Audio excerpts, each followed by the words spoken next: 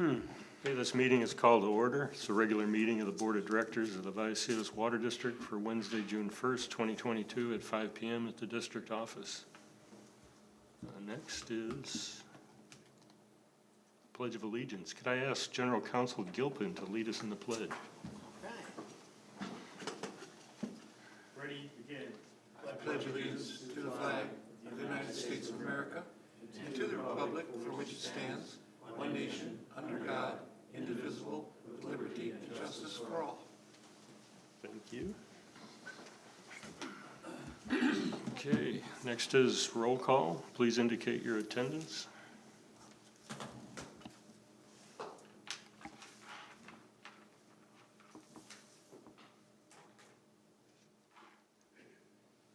Director Hernandez. Are you here? I pressed it. Okay, we're all here with the exception of Director Boyd Hodgson. Okay, next is additions to the agenda. I don't have any proposed additions, so we'll move for adoption of tonight's agenda. Move to adopt. Second. I have a motion from Director Pennick, second from Director Sinella to adopt tonight's agenda. Please vote.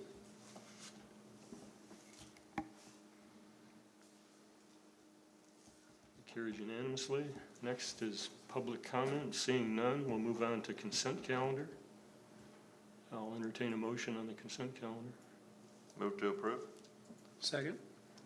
I got a motion from Director Sinella, a second from Director Pennick to approve tonight's consent calendar. Please vote.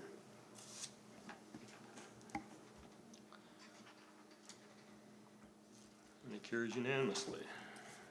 Next, we're on to the action items. 2.1, Vallecitos Water District recommended fiscal year 2022-2023 budget. All right, I'll take that, President Elitharp, and our journey of 1,000 miles is about to end. Or 1,000 words? So you're going to see a very, Mike wore his power suit. he did. He's looking sharp today, and I'm sure he'll make a shout out to somebody today. I'm not sure, but you've all seen this, the budget information quite a few times. None of the numbers have changed since last time we talked to you. You're going to hear a very abbreviated version. Happy to go as deep as you want to go. You'll notice that Finance Manager Owen is not here. He's on baby duty. They haven't had the baby yet. Have not? Due date was the 27th. That came and went, and I think they're planning on tomorrow. So, but he's in the wings too if we need to bring him in. But I told him to take the night off.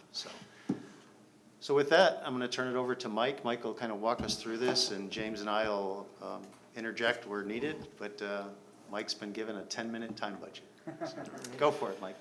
Thank you, General Manager Pruitt, President Elitharp, members of the board. I'm pleased to present the recommended fiscal year 23 budget for adoption. So, I think I got these not right.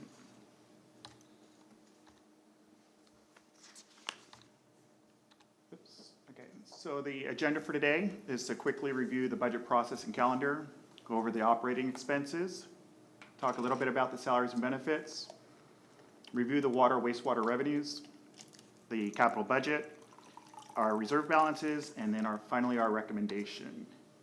So I'm not going to go over the entire calendar, just to say that it has been about a 6-month process with both internal and board and committee meetings, and we're finally here on June 1st. And yes, that is me crossing the finish line solo because Wes is not here, so I win. So you said I could get one jab in at least. So the fiscal year 2022-2023 budget is a $100.2 million. Of that, $13.1 million is for water operations. And that is broken down, it consists of general and administrative, the operations and maintenance and engineering.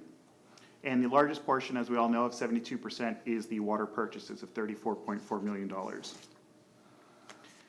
So for the water, we'll review the sources of water, our customer distribution, projected revenue for the year, and then we'll do the sensitivity analysis.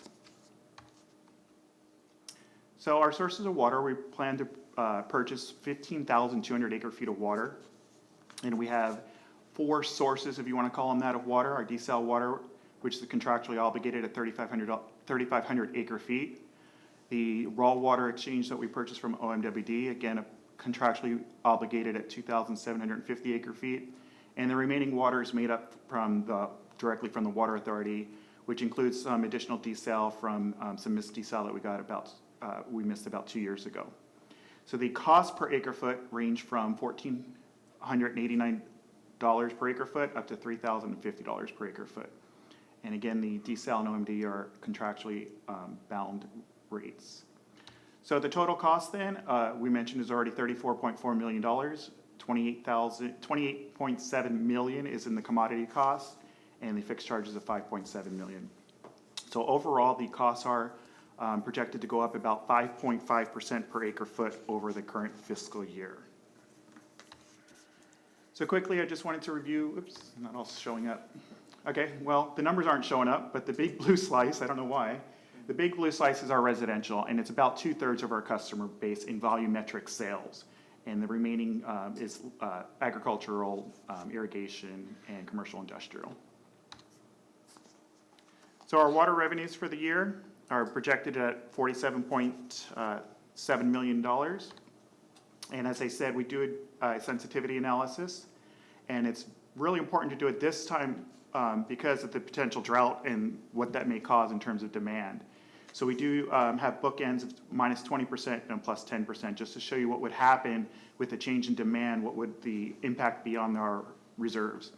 So if there were a 20% reduction in demand of our projected demand, that would hit the reserve fund of about $2.7 million. And then conversely, if demand were to go up 10%, that would positively affect our reserve balance of $1.5 million.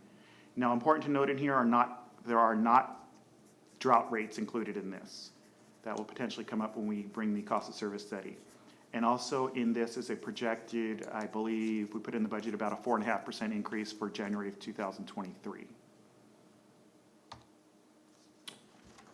Okay, back to the home page. So the wastewater operations are about $14.2 million. And of that, the main portion, $6.2 million, is treatment costs.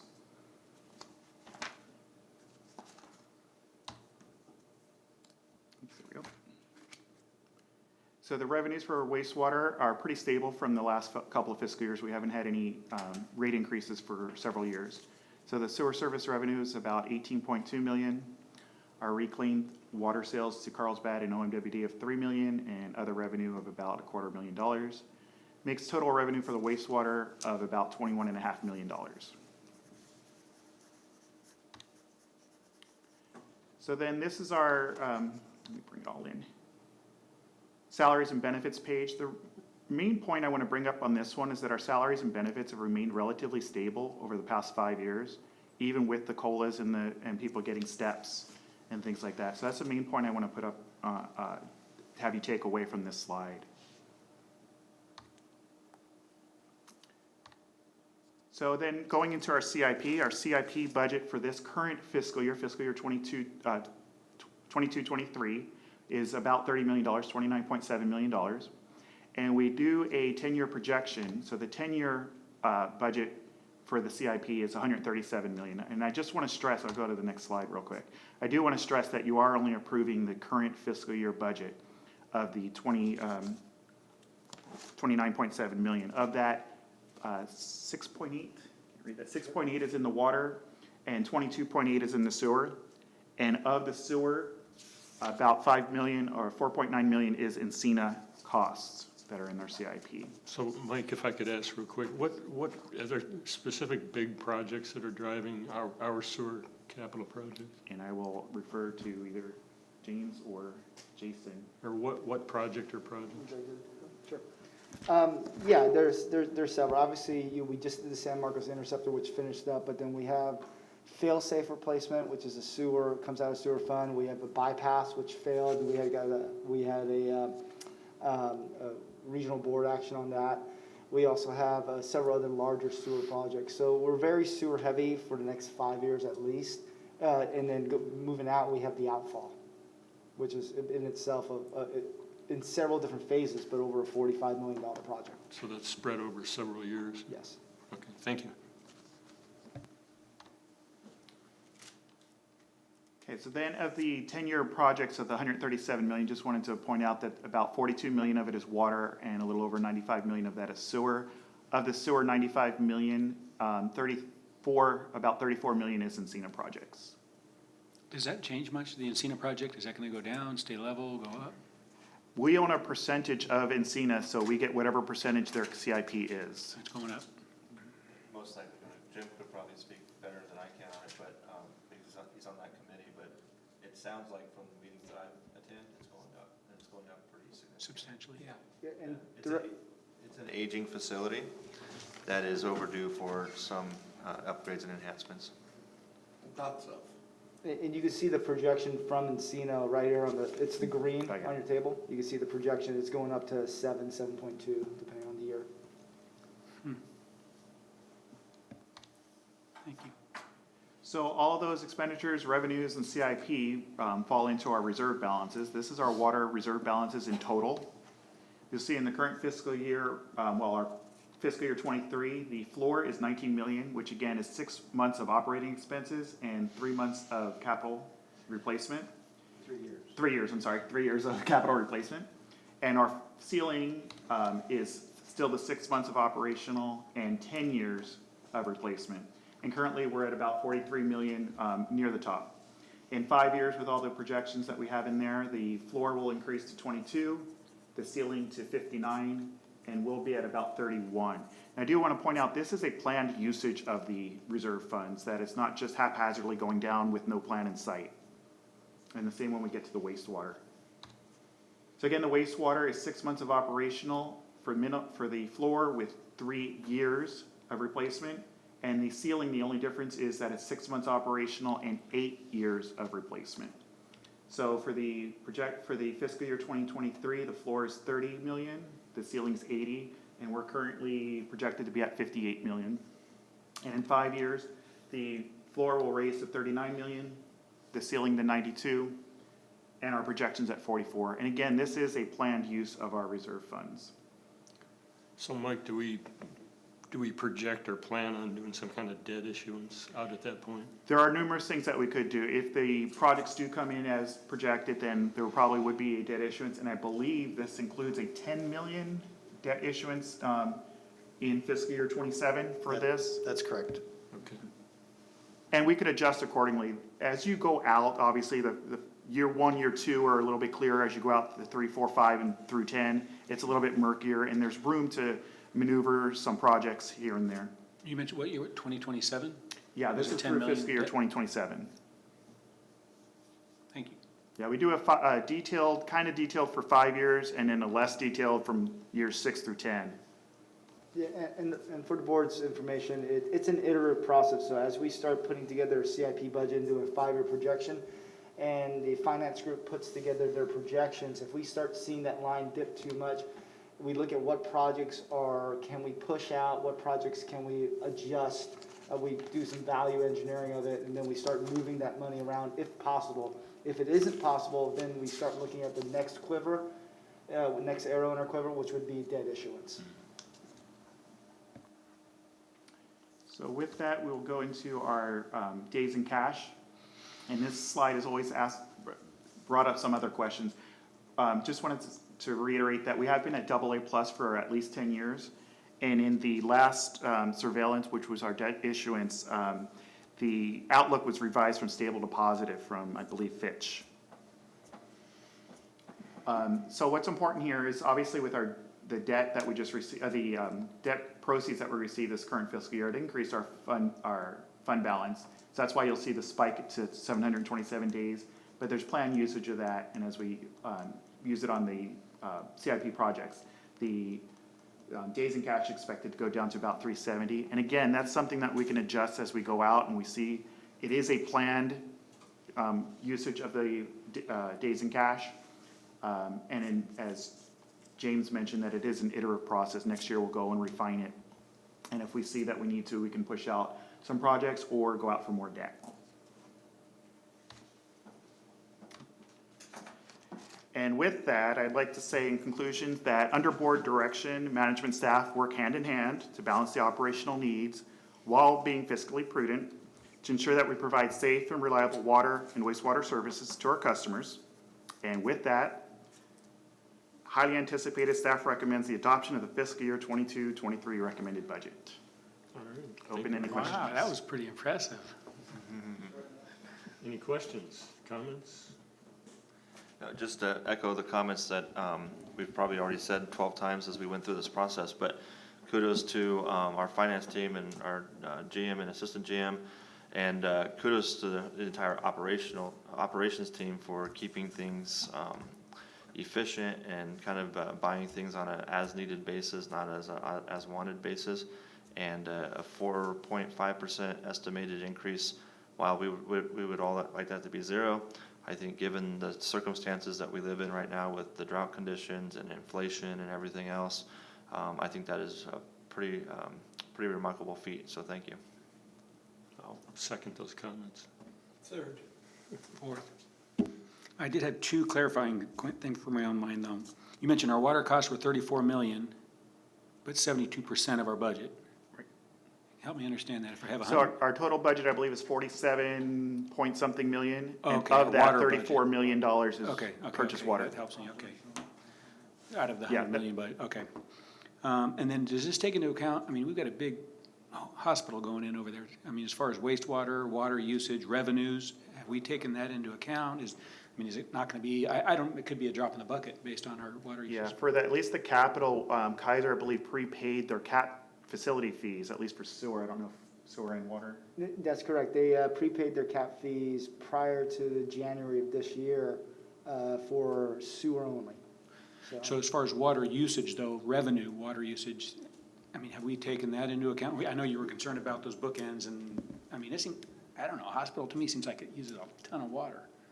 Yeah, we do use, so not only do we use historical, which is a good basis, but we'll use economical and other growth factors looking forward. So we combine the two when we put it into our model to project our future use. And I don't believe the hospital's gonna be in using water in fiscal year 23, as far as I know. Oh, really? Okay, okay. So you do historical, all the other? Yeah, we do historical and throw in, like I said, growth projections, any changes in mandates, any drought restrictions, the CPI, things like that. We bring everything into the model. that All I your use. spreadsheet, you get. My to do. 270,000 lines of data that I'd like to boast Good about. for you, no, well done, thank you. All right. If there's no other comments, I'll entertain a motion. Move to approve. Second. All right. There's a motion from Director Hernandez to approve staff's recommendation, a second from Director Pennick, and so let's vote.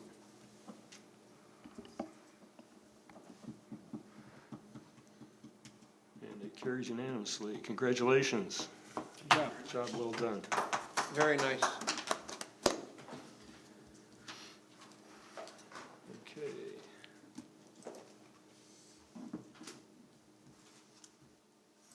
Get my computer to work here. 2.2, a resolution declaring intent to reimburse certain expenditures with one or more issuances of tax exempt obligations. Yeah, so I'll take that, President Delathar. This is kind of a companion item to the budget. So if you ever want to use future debt proceeds to reimburse yourself for projects, you have to adopt a resolution that says these projects are eligible for future debt issuance.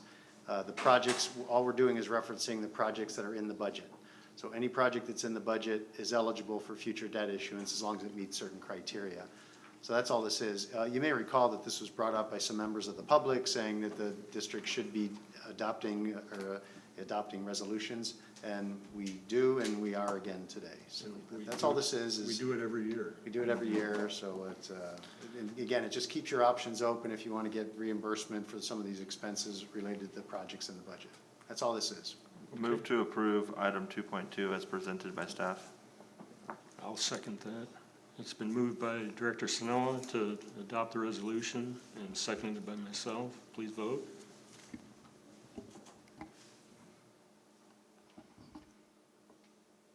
It carries unanimously. We're on to reports. Just a couple for me. One is the drought. You notice the Fox News van out there. Just for the public's sake, the news was covering our press release that we announced that customers can now water 3 days per week.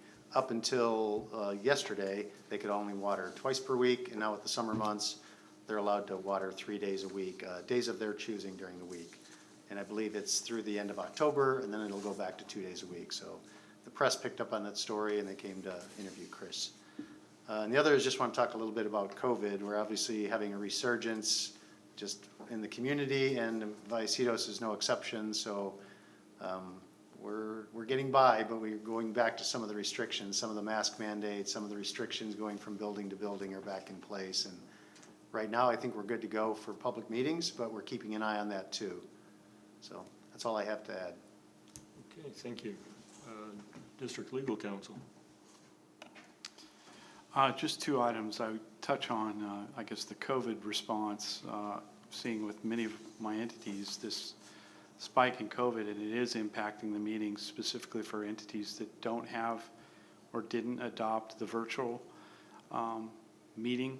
And I would just suggest that, you know, you may want to consider it because it is continuing to provide an option for situations where staff and or a board member is unable to attend because of, you know, contact. They can appear remotely, but you can still have the hybrid meetings. I'm noticing that with some of my other agencies. The other thing to touch on is Glenn mentioned the drought. Obviously, the state board on May 24th has adopted the emergency regulations. They'll go into effect June 10th as soon as the administrative office deals with them. We've talked about those requirements before, going to drought level 2s, et cetera. And they had some encouraging language relative to local enforcement versus, you know, the heavy hand of the state. So they're looking to the local agencies to enforce those regulations. So that's all I have to report. All right, thank you. Next is San Diego County Water Authority. We had a regular board meeting on May 26th last week. Just really the two main takeaways I just wanted to stress were what General Manager Prum sent out, the news releases yesterday from the Water Authority, and that being the refund of attorney's fees through the MWD litigation and the proposed rate increase for calendar year 2023. So on the refund of the attorney's fees, the board approved refunding back to the member agencies $10.4 million out of the 14.6. The reason we didn't do the whole amount was because the Water Authority is still in litigation with Met and still is incurring legal expenses at this point in time. So there's very much a possibility that if we get favorable ruling that more will be refunded to us as far as attorney's fees. And then on the proposed rate increase, General Manager Prum indicated, well, the news release from the Water Authority indicated 5.2% increase on the all-in full treated rate from the Water Authority and a 3.7% increase on the untreated rate. That moves the all-in treated rate to that almost magical number of $2,000 an acre foot. It puts it at $19.29, I think. And so we're getting into pretty atmospheric territory on price of water here. But there's several drivers on rates. I'll just go through a couple of them real quick. I think General Manager Prum indicated a couple of them. D-cell supply rates up 11%, mainly due to a 21% hike from SDG&E, and that's just astounding. And that just kind of indicates kind of the rate pressures we're looking at and the cost increases. Electricity represents about 38% of the total unit price of the D-cell water, so it's significant. What was that percentage again? 38% of the total supply cost from D-cell. Some other rate drivers, MWD's full service supply rate is up 7% for calendar 2023, and the IID supply rate's up 6% in 2022 and 4% in 2023. So I think the impact to the Water Authority member agencies, I think average 4.95%, almost 5%. And as General Manager Prum indicated, it affected us at a rate of about 5.8%, I believe, just because of our higher diesel expense. So with that, if there's no other questions, I'll move on. Well, one last thing on the on the refund of the attorney's fees, we'll obviously, as a board, need to come together on deciding how to disperse that.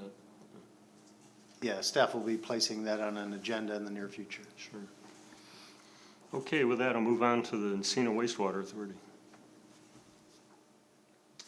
So, yeah, so the full board met. I'll give part of this, and then I ended up having to leave that meeting early, so if there's anything I missed, Jim, please fill in. But the majority of the meeting consisted of, if you remember, the Policy and Finance Committee meeting that I had updated on at our last VWD meeting, is they're coming up with a new methodology for billing the different member agencies.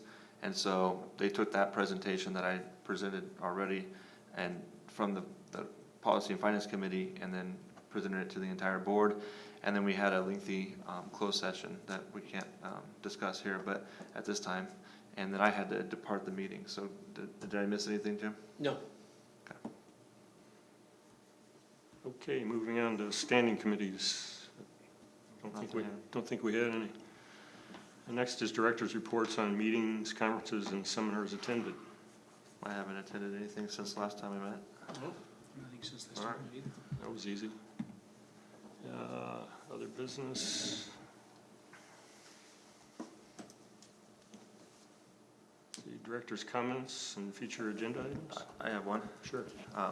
So about 3 weeks ago or so, some members of St. Elizabeth Seton Catholic Church in Carlsbad off of Auga had reached out to me. I have some friends that go to that church, and they're building, they call it something else, but they're building basically an ADU for the priest to live in there, and on the property. And that project is separate from what they're having issues with, but what they're having issues with is now being tied to the other project, the ADU, if you will.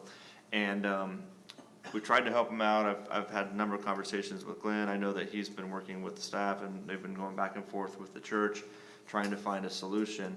But it's really causing them a lot of issues because we Vallecitos won't let them continue with their project until they basically upgrade and move their backflow device for the church that's been there in its current location for 30 years. And where Vallecitos is asking them to move it is on about a 70-degree slope, so it would require basically a retaining wall to be built that could quickly get into the tens, if not hundreds of thousands of dollars, just to move this backflow device that has been in this place for 30 years. I think this is another example of, I don't blame staff necessarily. I think they're following the letter of the rule of our ordinance, but it's another example of where our ordinances don't provide any sort of flexibility or ability to kind of inject some common sense. And I felt like that Glenn's been great, but we can only do so much as one board member, and then staff's following the ordinance. And so I felt like I've exhausted all that I could do as an individual board member, and I had a couple phone calls with them, meetings with them yesterday, and I just threw out there that, hey, I think you might want to bring it to the whole board, because they're extremely frustrated. They're starting to rack up, obviously, not being able to finish their other project. They're paying rent for an apartment or a condo for the individual who's living. They're waiting to move them in, and they're in the city of Carlsbad, and Carlsbad won't clear the ADU until we give Carlsbad the clearance. Anyways, it's a mess. So anyways, if we can put it on the next agenda, have them come. They have their own civil engineers, their own consultants that are working on this project. To me, as one person, I think there's an opportunity to inject some common sense here and make this work for both parties. But again, I don't have the authority to do that by myself. So. Sure, no, that makes sense. Just for full disclosure, I was contacted this afternoon, right before the meeting, from the same party. So. Okay. Yeah, likewise. So So future agenda, item. Yeah. Hopefully soon. Yeah, if we can get it on the next one, Glenn, that would be great. You know, time is, that's their big issue. There's just, it's. Timing. And again, I don't know, I'm not that familiar with it, but they said this has been drawn out for 2 years. And so I don't know if that's true or not, but that's what they said. Okay, any other comments, future agenda items? If not, we're adjourned. Oh, boy.